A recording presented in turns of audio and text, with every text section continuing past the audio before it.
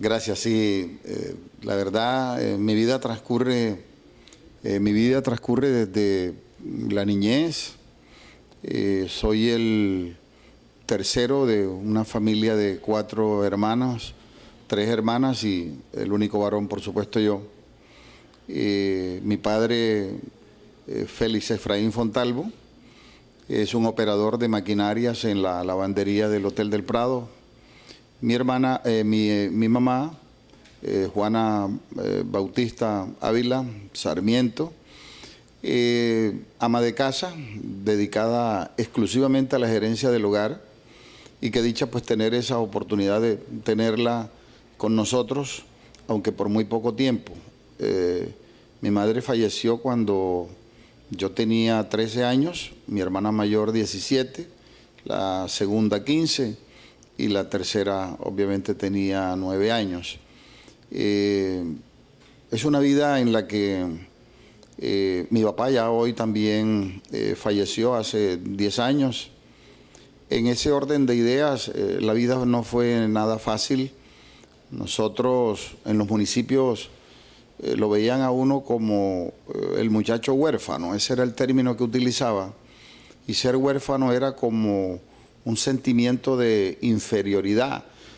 Sí, es menos que el otro que sí tiene sus padres vivos. Pero durante el tiempo que estuvo mi madre viva, eso fue cierto, y mi papá, por ser el único varón, tuve la fortuna que con los pocos recursos que devengaban, pues nunca nos faltó nada. Pudimos acostarnos con las 3 comidas. Y me acuerdo pues que sí, desde una época con el Niño Dios me trajo la ola famosa de caucho que tenía el abecedario completo, y al que le pegaba esa ola pues quedaba marcada la letra por un buen rato. Nosotros salíamos a jugar, yo no me destaqué nunca como buen futbolista, pero era el dueño del balón y necesariamente me tenían que incluir en la lista de los que jugábamos. Aquí se llamaba empalmar las líneas. Vamos a llevarle una línea a la calle 4, vamos a llevarle una línea a la calle 3. Y en ese orden de ideas yo estaba ahí apuntado necesariamente porque era el dueño de la bola, claro que sí. Usted, ¿cómo era que era el que usted se encargaba de subirse a los palos de mango del patio de su casa y se vendían esos manguitos ahí en la puerta de la casa? Sí. Son muy famosos aquí en Palmar. Por supuesto, mi casa, que hoy todavía existe un patio enorme, solo cuando vino la creciente de 1970 arrasó con todos esos árboles, pero las mejores guanábanas eran del patio de mi casa. Yo me acuerdo que con mi mamá salíamos al Ley del centro y allá lograba venderlas. Todo y eso nos quedaba mucha guayaba. La verdad, cada que cumplíamos, algunos de nosotros nos hacían de postre, era precisamente un dulce de guayaba, y con galleta de soda la compartíamos, pero eso era algo muy significativo. Mi madre, repito, murió cuando tenía 42 años y mi papá tenía 45. Mi papá se volvió a casar y producto de ese nuevo matrimonio surgen 3 hermanos más, un varón y 2 hembras, en total somos 7. Fue realmente un patio en el que se dio eso, porque mi papá los días domingos que descansaba hacía unos pozos enormes, porque aquí hay un terreno que es arcilloso y ese terreno arcilloso no permitía que los árboles crecieran, se expandieran y dieran los verdaderos frutos. Mi papá hacía unos pozos de 1 metro, 1,5 metros, y los llenábamos de podas, y esa poda, cuando ya se sembraba el árbol, era un árbol que crecía muy fácilmente y de verdad que los frutos eran maravillosos. Realmente que nosotros allá los mangos eran 1A, las guanábanas y todo eso, pues acompañado de mi madre, muchas veces al Ley íbamos a venderlo. ¿Qué recuerda usted de que los adultos, usted era el encargado de los mandados? Así es. Una época maravillosa. Totalmente, era la época donde uno no le temía a todo lo que hoy ocurre en materia de inseguridad. Mi hermana, por ejemplo, desde los 7 años salía de Palmar a pie hasta Santo Tomás hacer cualquier diligencia que mi mamá le mandaba para que le llevara algún encargo o cualquier otra diligencia a mi abuela en Santo Tomás, María Marín, y se regresaba sin ningún inconveniente. Lo mismo me ocurría a mí. Era bueno para este tema de los mandados, muy callejero, por cierto. O sea, si hay algo que recordar en mí, es que la casa no la calentaba. Yo realmente fui muy amiguero, metido en las casas de todos los vecinos. Mi papá y mi mamá decían, cuando usted vea que vayan a servir la comida en una de las casas, por favor, véngase enseguida. Pues a mí me ocurría todo lo contrario. Me gustaba mucho la comida de la calle y cuando veía que iban a servir, me preguntaban que si yo quería y yo decía, bueno, si me sirven yo no tengo ningún inconveniente. De manera que yo casi que me probé todas las comidas de todo el vecindario porque en todas las casas realmente yo estuve a la hora precisa en que iban a servir la comida. ¿Cuántas veces comía en el día? No, imagínese, yo en la diagonal estaba una familia Truyol. El señor Arcángel Truyol llegaba del monte de Playas Paraíso y servían unas totumas de café con leche exquisitas con unas tapas de yuca harina que yo no me las perdía. Hasta que se acabó eso, cuando una hermana a la segunda me sapió allá en casa de mis papás y pues yo creo que fue suficiente para que realmente no lo volviera a hacer, pero casi que por toda mi vida he estado en la calle degustando de la gastronomía de todos los vecinos. ¿Vivió usted la humildad, la situación que de pronto puede vivir cualquier persona en el Caribe colombiano de no tener algo, de tener una situación que de pronto es apremiante? Sí, por supuesto. Mi papá, con un salario mínimo en ese entonces como operador de máquinas de lavandería, nos tuvimos que privar de muchas cosas, sobre todo uno en medio de la niñez. Por ejemplo, yo nunca tuve para estrenar un triciclo, pero gocé de la dicha como era callejero, entonces me iba diagonal a la casa de José Joaquín Polo, y él era herrero y reparaba todo este tipo de triciclos, y de esos mismos que reparaba, pues yo tuve la oportunidad de tenerlos. Las cometas, por ejemplo, las hacía Luis Polo, todos ellos me proporcionaban eso, yo conté con esa suerte. Pero por razones obvias me privé de muchas cosas que en un momento determinado no pude tener. Mi papá, por ejemplo, nos invitaban unos 3, 4 días antes del Día del Niño Dios a el Hotel del Prado para entregarnos los juguetes, lo que realmente se pudiese. Y eso mismo yo lo dejaba en la bolsa que traíamos y yo mismo me colocaba el Niño Dios para amanecer con mi bolsa de juguetes. Pero afortunadamente, repito, en medio de esa humildad, siento que fuimos muy felices. De verdad que yo no recuerdo, aparte de los regaños propios de cualquier desobediencia, de irnos con los amigos a coger pájaro a la sabana, mi vida transcurrió de manera muy feliz en medio de dificultades. El vivir ese momento posiblemente traumático para algunos, que es el llegar a ser huérfano, ¿no impidió el que usted se proyectara? Creería yo que todo lo contrario, se volvió como un reto. Era una forma de decirle a mi madre ya ausente que aunque ella no estuviese, queríamos honrar su nombre, y de verdad que fuimos muy juiciosos en eso. Cuando ella falleció, yo terminaba la primaria y arrancaba el primer año de bachillerato. Siempre me tuvo una ilusión y me decía que para esos días acababa de inaugurarse el colegio de bachillerato INEN. Me decía, tú vas para allá. Y pues a ella fallecer las cosas cambiaron y afortunadamente ingreso al colegio de bachillerato oriental en el municipio de Santo Tomás, municipio vecino. Ahí hice mis 6 años de bachillerato, toda la primaria por supuesto en el municipio de Palmar de Varela. Esa es otra de las cosas que yo quiero destacar.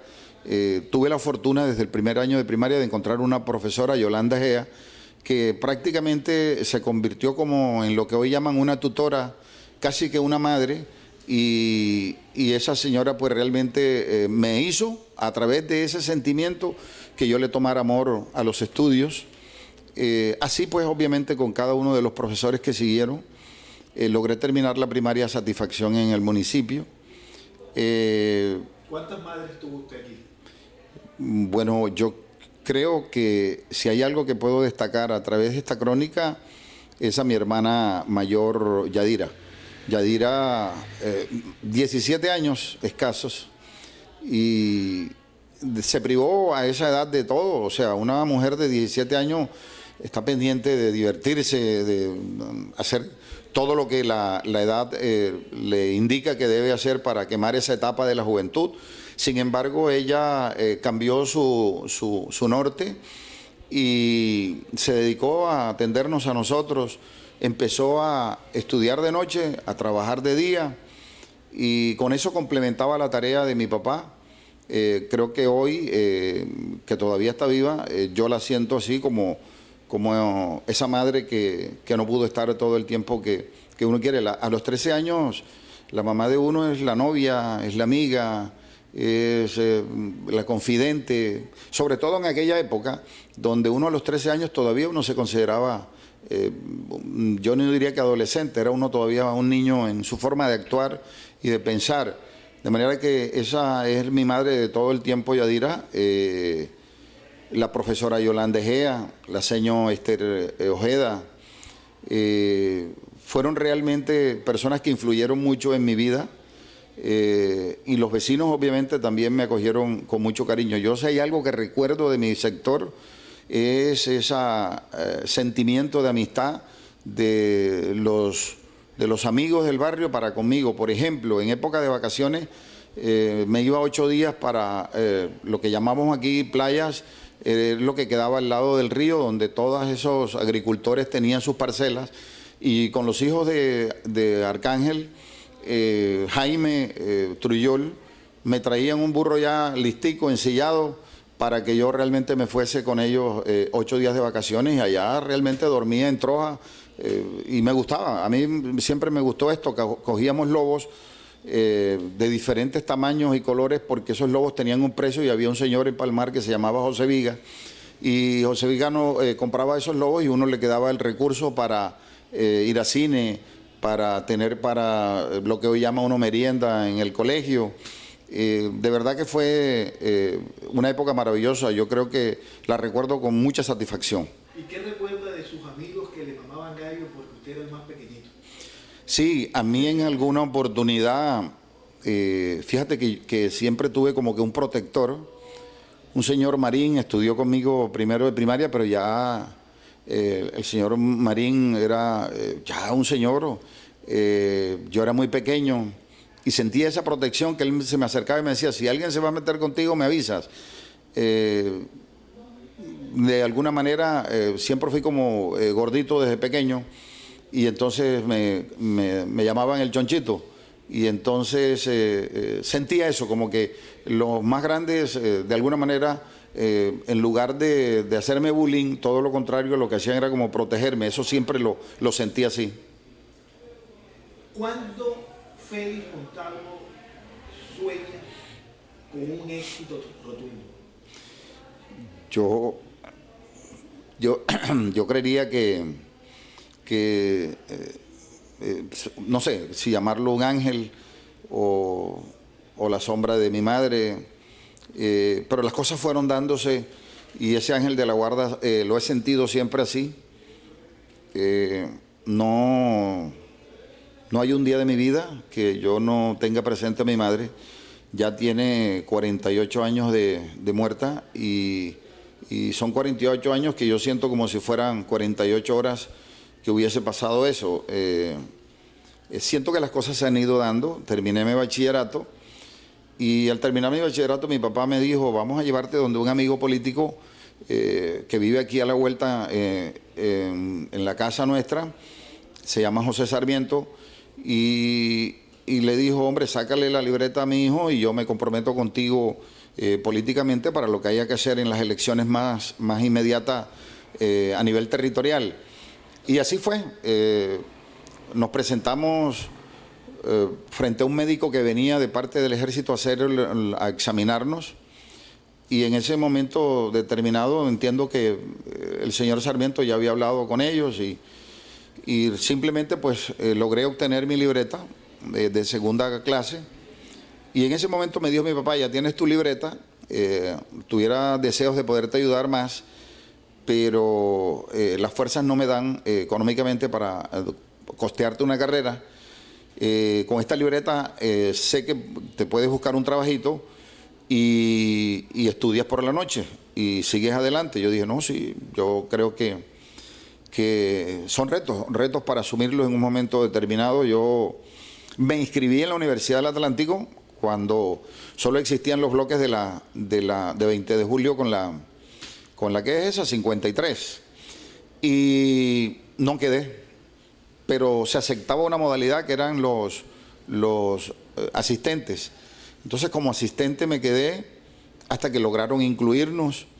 Y estando en ese primer semestre, un día de esos en los que el profesor no llegaba, nos pusimos en una ronda, unos 5 amigos a hablar, y alguno de esos, llamado Julio Arreta, se acercó donde mí y me dijo, ¿alguno de ustedes que tenga libreta se quiere ganar unas vacaciones? Yo le dije, yo tengo libreta militar. Me dijo, ¿y quieres ganarte las vacaciones? Yo le dije, sí, por supuesto. ¿Qué hay que hacer? Me dijo, no, vas a ser de mensajero. Preséntate mañana a la carrera 53 con calle 70, edificio Son Macal, no se me olvida, donde está la sede de las oficinas de Corpavi, Corporación Popular de Ahorro y Vivienda. Y así fui. Me presenté, era la gerente para ese entonces, Gloria Nao. Simplemente me indicaron lo que había que hacer como mensajero. Y la primera pregunta que me hizo la gerente fue, ¿usted conoce Barranquilla? Y yo tuve que decirle una verdad media, le dije, la conozco perfectamente. Y mentira, yo no conocía Barranquilla. Yo para ir a Barranquilla tenía que ir de la mano de mi papá o de mi hermana Yadira. No tenía el manejo total de Barranquilla en su plenitud. Y tuve que echar esa mentira porque yo, si decía que no conocía Barranquilla, perdía el puesto. Entonces, inicié de mensajero con una libretica y con esa libretica anotaba las direcciones de todas las diligencias, que casi siempre iban siendo las mismas, una que otra que cambiaba. Tuve muchos regaños al principio de la gerente porque me demoraba mucho en las diligencias, pero la demora era precisamente porque no conocía Barranquilla. Pero asumí el reto y en las tardes, una vez llegaba de hacer todas las diligencias, me colocaba con el visador que llaman de cuentas, hacerle todas las planillas, adelantarle todo, ayudarle, porque llegó un momento en que se fue creciendo la empresa, la corporación como tal, y a los 8 meses, 7 meses de estar como mensajero, el visador me dijo, vamos a hablar con la gerente porque llega un momento en que ya yo no puedo con esto para enviar ese paquete, porque todo se enviaba para que se sistematizara en Bogotá, y entonces le dijeron que yo podía asumir el rol de auxiliar de cuentas, y empecé a los 8 meses como auxiliar de cuentas, y así transcurrió mi vida en una mejora continua, cuando en aquel entonces Corpavi, lo más moderno que había en tecnología era un telefax, que había que tener especialmente una persona buscando el tono de los teléfonos, porque obviamente en materia de comunicación era algo totalmente difícil para poder enviar esos fax o telefax a Santa Fe de Bogotá. Así las cosas, fue aumentando el proceso. Un día cualquiera el director de crédito le empecé también a ayudar en sus papeleos y a llenarle todo. Y ese director de crédito, por razones de surgir, se fue a otra empresa y yo ascendí a director de crédito. Y a partir del momento de director de crédito empiezo a tener relaciones desde un mensajero hasta el más alto ejecutivo. En ese orden de ideas pasé por otro gerente, Carlos Ojo. Después de Carlos Ojo pasé por Hernán Yunis. Hernán Yunis manejaba muchas relaciones, porque Hernán Yunis era presidente del Junior, al mismo tiempo estaba con la Federación Colombiana de Fútbol, y eso me fue abriendo mucho más caminos y fui creciendo. Se dio la oportunidad, me compré el primer apartamento con la cuota inicial que me ayudó a conseguirla Gustavo Certain, con un edificio que se construyó en la calle 72 con carrera 41, un apartamento de 60 metros cuadrados, pero de ahí de Palmar, cuando ya tenía mi hijo, me salté esa parte. Estando en Corpavi, me enamoré. estuve en un quinceañero en una corte y la novia que traía de todo el bachillerato, en ese momento se generó un cortocircuito porque conocí en esa corte a Sandra, mi señora hoy día, y Sandra Patricia, solo me bastó con verla y hubo como que un amor a primera vista y me casé con Sandra en el año de 1982. Yo empecé a trabajar en Corpaví en el año 79. Ya para el 82, obviamente yo había ascendido, ya estaba muy cerca y yo creo que como en el año siguiente, 83, fue cuando alcancé a ser director de crédito. Ya había nacido mi hijo Juan Felipe. Acababa de nacer en ese año 86. Juan Felipe nació en el 84, perdón, yo me casé en el 82 y Claudia nació en el 86, Claudia Patricia. Y al mes de estar Claudia nacida aquí en Palmar, tomamos la decisión de irnos a vivir a Barranquilla, a ese apartamento de 60 metros cuadrados. Y se nos volvió muy comercial el sitio, la bulla. Estaba la discoteca para ese entonces, las 1001 Noche, que después se volvió Sarao. Y se presentó otra oportunidad de un apartamento en la 64C con 91A, que ya era de una proporción mayor, 150 metros cuadrados, a un precio de remate.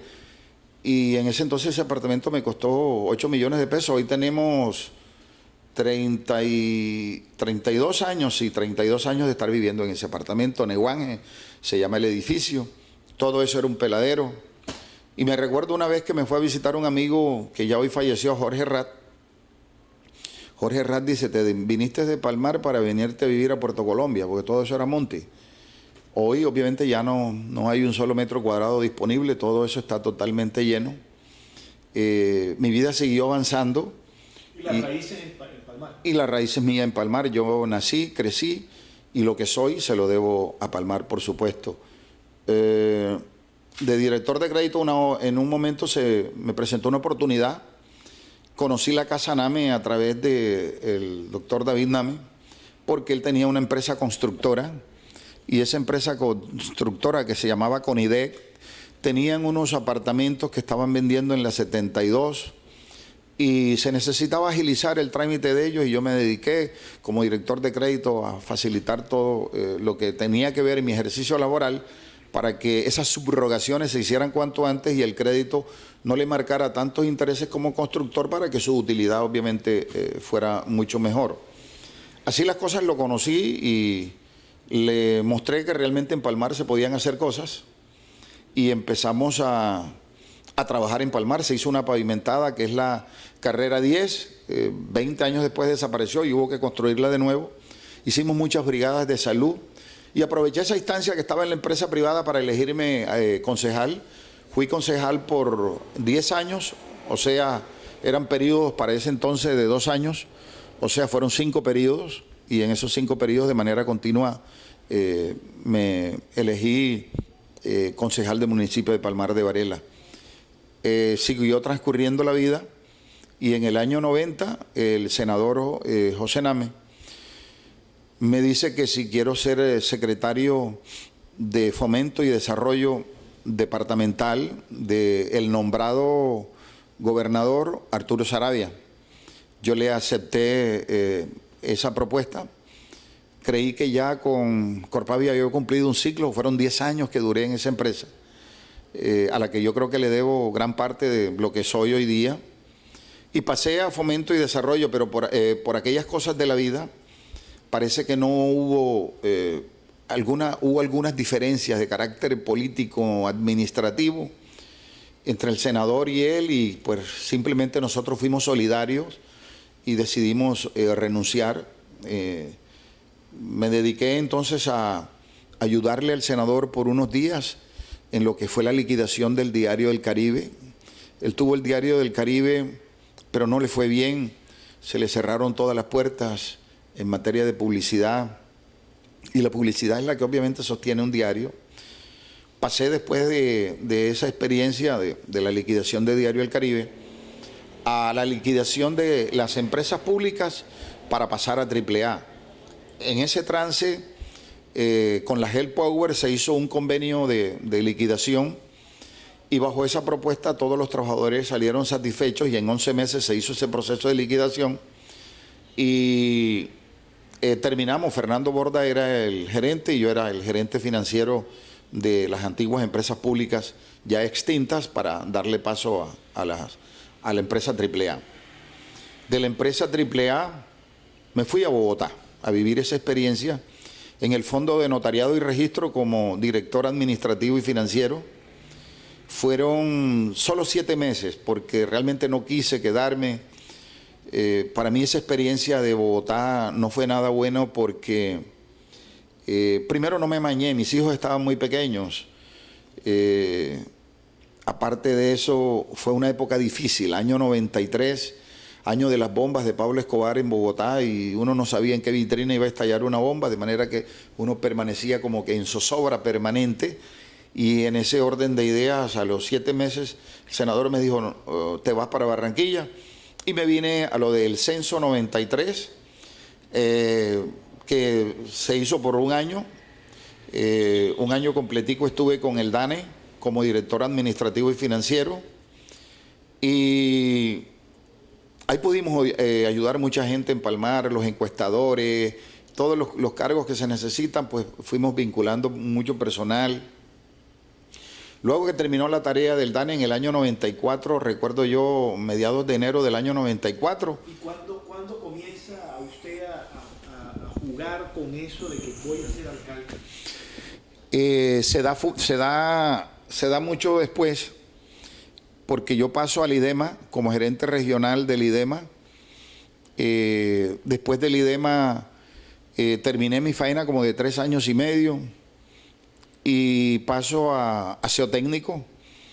Aseo técnico, empresa privada, duré 19 años. Y es ahí donde yo arranco de subgerente y empiezo a luchar con una firma que es de capital 100% antioqueño. Y los antioqueños son muy celosos. Ellos son muy yo con yo y tenían la percepción, yo creo que hoy ha cambiado, pero en ese momento tenían la percepción del costeño flojo, del costeño que seguramente no está comprometido, que hay corrupción. Y en ese orden de ideas acepté el reto como subgerente.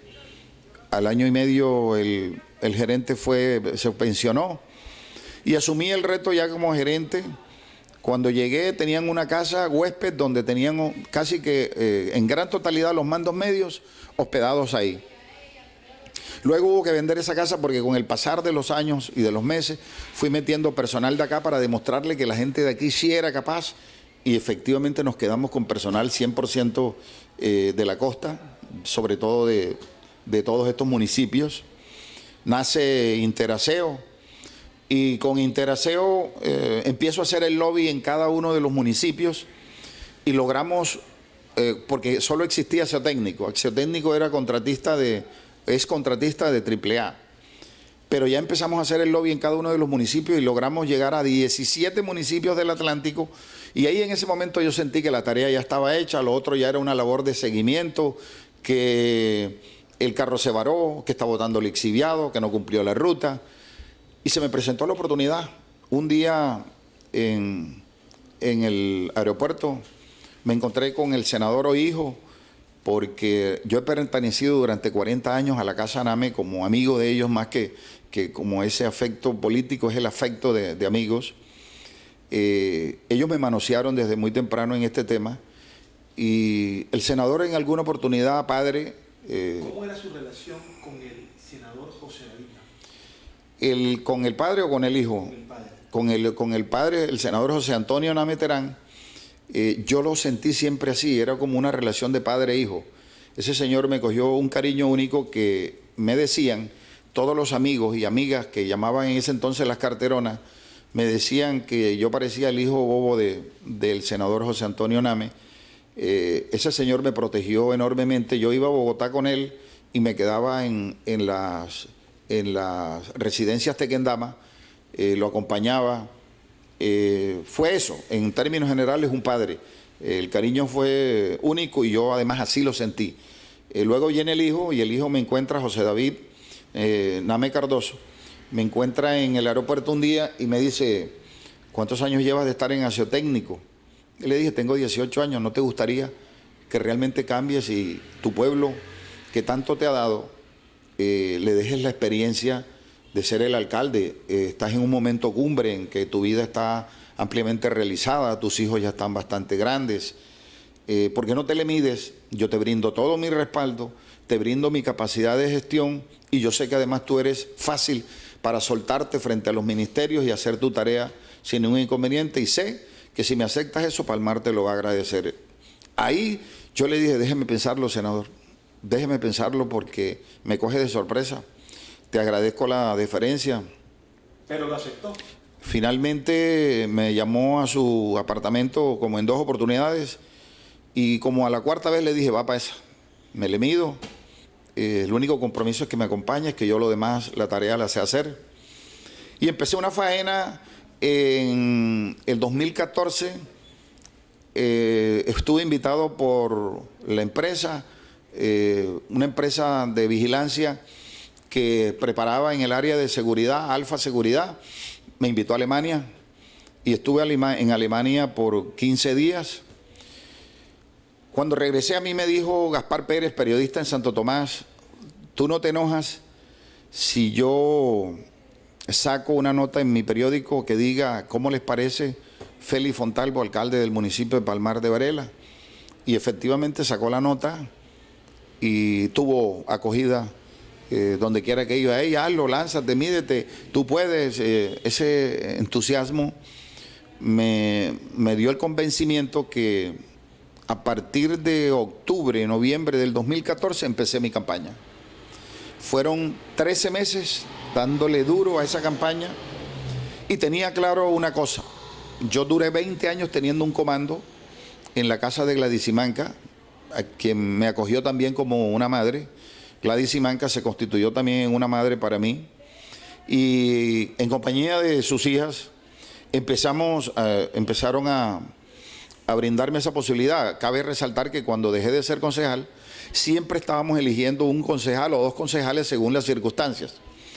Y en ese momento yo dije, tengo que salir a recorrer el municipio porque yo lo único que he estado es permanentemente en un comando, pero no conozco el entorno de lo que es la casa a casa para uno codearse con cada uno de ellos.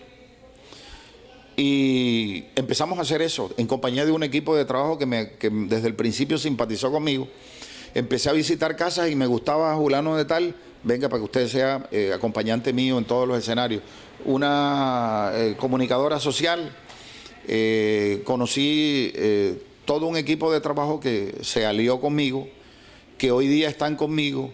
Empezamos a hacer una tarea. Anaide, por ejemplo, Juan se convirtió en mi mano derecha desde ese punto de vista. ¿Cómo encontró Palmar? Y seguí yo en esta tarea. Palmar era un municipio que por sus condiciones de terreno era un municipio muy difícil, o sea, daba la sensación de abandono y realmente lo que le afectaba era su proceso de alcantarillado para poder pensar en pavimento, porque con eso obviamente se terminaba la labor. Yo tengo que reconocer algo. En el periodo pasado, del año 2012 al 2015, su alcalde de ese momento, cuando yo llego, yo genero un plan de desarrollo que definitivamente iba enmarcado en lo social. Y dijimos el 64% del plan de desarrollo con unas personas expertas en el área de planeación. Lourdes González, por ejemplo, fue muy determinante en esto. Nos apoyó en lo que era su profesionalismo para capturar toda la información de las diferentes fuentes, acciones comunales, frentes de seguridad, la comunidad en general, veedores, y logramos concebir un plan de desarrollo que se conectara con el departamento y por supuesto conectado con la nación, el del departamento. Y en ese orden de ideas nosotros dijimos, Palmar hay que cambiarle su esquema, que la gente tenga sentido de pertenencia, que la gente tenga compromiso, porque no se sentía ese compromiso, ese sentido de pertenencia. Cuando llegamos al municipio encontramos que Palmar de Varela estaba en manos de los jíbaros. Aquí se negociaban votos a cambio de que les permitieran comercializar el microtráfico a todos esos jíbaros, y empezamos a atacar fuertemente eso. Y casi que una de las primeras reuniones que tuvimos fue con la Policía Nacional, a través de su comandante, combinamos al comandante de Policía Atlántico, y nos presentaron precisamente un estudio de la policía, donde la CIPOL estimaba que el delito más grave era la venta y consumo de estupefacientes, el segundo era el robo común y el tercero la violencia intrafamiliar. Y empezamos a tocar esas tres columnas. Para derribarlas empezamos a atacar, y vaya que valió la pena hacerlo. Uno encuentra, por ejemplo, que hemos hecho cualquier cantidad de allanamientos. Yo creo que superamos el número ya de 9 allanamientos a ollas estacionarias. Encontramos, por ejemplo, una serie de capturas en materia de delincuencia. Tenemos claro que invertir en seguridad es eso, no es un gasto, es una inversión. Y cada fin de semana siempre teníamos, y sobre todo en temporadas altas, convenios con el ejército y con la policía para los fines de semana tener 50 soldados adicionales, 50 policías adicionales, y obviamente le pagábamos la logística necesaria, pero eso te generaba la percepción de seguridad. Y hemos sido muy solidarios con vincular en todos los procesos a padres de familia, profesores, coordinadores, rectores, para que entiendan que realmente el compromiso es de la familia, pero que el complemento es en la educación. El compromiso es de la familia porque los valores, los principios salen de la casa, y que cada padre entendiera que más allá de estar los fines de semana en las cantinas, era acompañando a los hijos a las diferentes actividades deportivas y artísticas que tuviésemos en el municipio de Palmar de Varela. Hoy Palmar tiene otra visión, tiene otra mirada, tiene otro contexto. No lo digo yo ya es difícil tapar el cielo con las manos, y los que nos visitan dicen Palmar es otra cosa hoy. Palmar se siente ya el sentido de pertenencia, se siente el compromiso. Usted recorre cualquiera de las calles y encuentra que los bulevares están bien mantenidos. ¿Eso qué te indica? Que hay los comités de barrios pendientes de su barrio, frentes de seguridad. Hoy tenemos orgullosamente 19 frentes de seguridad. ¿Está usted contento, orgulloso de su gestión? Yo me siento que aquella propuesta que me hizo el senador José David Name Cardoso, hoy día es un sueño realizado, y siento que valió la pena. Yo titularía estos 4 años como un sueño realizado. Creo que me entregué en alma, corazón y vida, en compañía de mi familia. Mi señora, como gestora social, ha estado pendiente de todos los temas de carácter social. Faltó decirte que después de Juan Felipe y Claudia, 11 años después nace José David, que hoy tiene 22 años. En honor a... Nació cuando yo tenía 3 días de estar trabajando en aseo técnico. O sea que él tiene exactamente los años pues, que yo duré trabajando en esa empresa. ¿Qué hicimos? Lo que normalmente se escuchaba cuando un colegio venía a pedir plata para alguna actividad cultural, recreativa, deportiva, etcétera, era no hay presupuesto. Nosotros a todas las escuelas y colegios de Palmar lo hemos intervenido, tanto en lo que tiene que ver con obras de infraestructura como lo que es inversión social. Hoy con orgullo registro que cada colegio tiene una actividad anual para desarrollar. El Colegio Augusto Guam, por ejemplo, tiene una actividad que se llama las Olimpiadas Cuantistas, que se realizan una vez al año y que compromete a colegios públicos y privados. Tenemos el Colegio José María Córdoba con las letanías que ya no son únicamente de este entorno, sino del Atlántico, y hemos participado a nivel nacional. Nos conocen en todas partes. Tenemos, por ejemplo, el Colegio Catalino Varela con el Caballito de Palo y la Cometa, que es el rescate de los juegos tradicionales. Tenemos el Colegio María Auxiliadora con un tema ambiental cada año, tratando de preservar el ambiente, el medio ambiente, porque es responsabilidad de ellos desde pequeño preservar el medio ambiente. Y así tenemos en cada una de las escuelas y colegios una actividad. Al Colegio de Bachillerato Agropecuario y el Colegio de Bachillerato Comercial, todos los años le apoyamos en los laboratorios de las pruebas saber. y a través de los profesores Lobo y el profesor Fabio, licenciados y expertos en esta materia, hicimos un convenio con ellos y todos los años se prepararon y cada año nos iba bien y les entregábamos unos computadores y unas tablets a aquellos que alcanzaban el puntaje exigido por ley, y los que quedaban por debajo de los 300 puntos le dábamos las tablets como lo hicimos el año pasado. Esto es una manera de incentivarlo porque es una herramienta de trabajo que les sirve para las carreras técnicas o universitarias. Por último, su gran amigo. Mi gran anhelo. Su gran amigo. Su gran amigo, yo creería que en términos generales siento que todo el pueblo mira con buenos ojos esa labor que se hizo. Mi gran aliado, la Policía Nacional y el Ejército. Mi gran aliado, yo creo que mi esposa estuvo conmigo en todos los escenarios. Mis hijos, ellos al principio se tornaron como negativos ante la posibilidad de que yo me lanzara al vacío, porque era lanzarme al vacío, y me decían que qué necesidad tenía de correr ese riesgo cuando realmente ya estaba estable en una empresa donde tenía 18 años. Pero logré convencerlos que era importante dar este paso en la vida y creo que se convirtieron en mis verdaderos aliados, mi familia. El mensaje para esa persona que posiblemente no tiene esperanza, que posiblemente dice, yo no lo voy a lograr, yo nací pobre, yo nací en un barrio donde no tengo oportunidades. ¿Cuál es el mensaje de un hombre que tiene una esencia humilde, una esencia pueblerina y que lo ha logrado todo su sueño?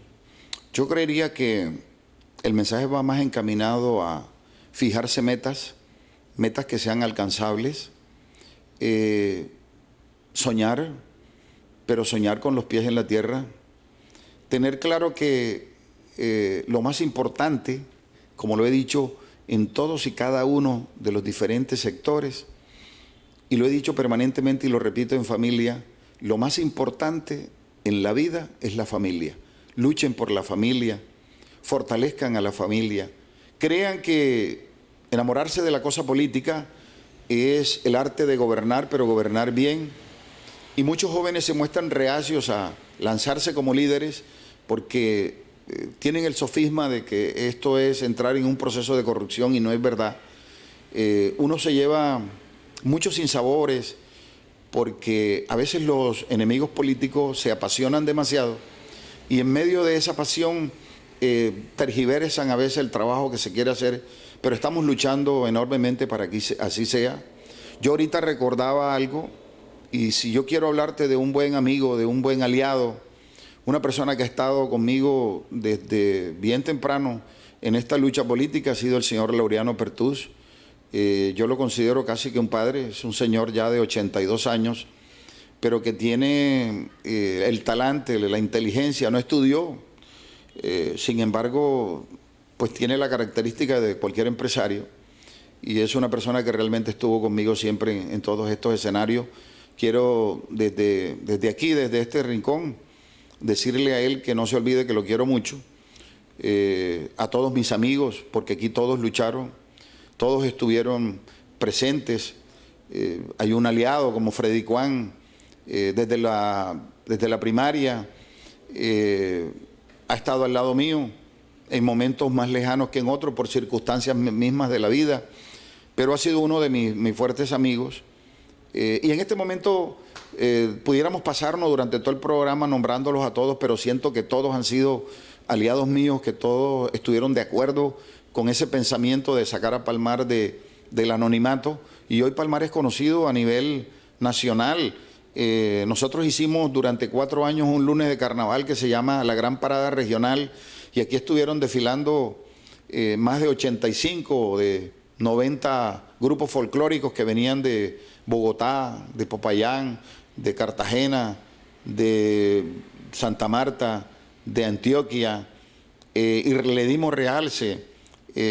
Hicimos en estos 4 años el Festival de Orquesta, presentando orquestas internacionales en cada año. El primer año Andy Montañez, el segundo año estuvo Wilfrido Vargas, el tercer año Rey Ruiz, Y este último y cuarto año, el Gran Combo de Puerto Rico, además de todos los grupos nacionales que pudieron pasar por acá, y le dimos ese realce. Yo creo que estuvimos en primer lugar como reina intermunicipal, virreina, princesa. Realmente pienso que le dimos un vuelco, y de las cosas que hoy me he dado cuenta con satisfacción es cómo se compromete Palmar de Varela. Hay cantidad de valores en una Casa de la Cultura que conseguimos directamente con el Ministerio de Cultura, y han pasado más de 15.000 personas entre niños, jóvenes y adultos mayores que le han dejado una huella enorme a Palmar de Varela.